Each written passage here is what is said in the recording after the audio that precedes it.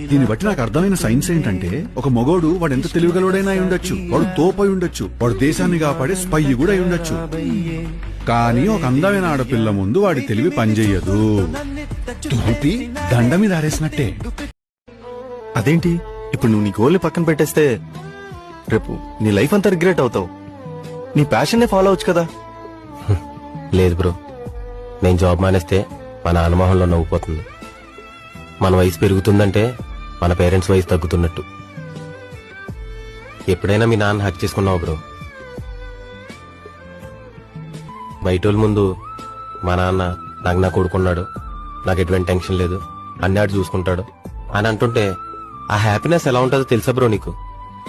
ప్రపంచం అంతా ఒక ఫుట్బాల్ సైజులోకి వచ్చి మన కాళ్ళ కింద ఉన్నట్టుంటది. ఆ హ్యాపీనెస్ తో పోల్చుకుంటే ఈ గర్ల్స్, గోల్స్, స్కాచెస్ వెంట్రుకు బ్రో.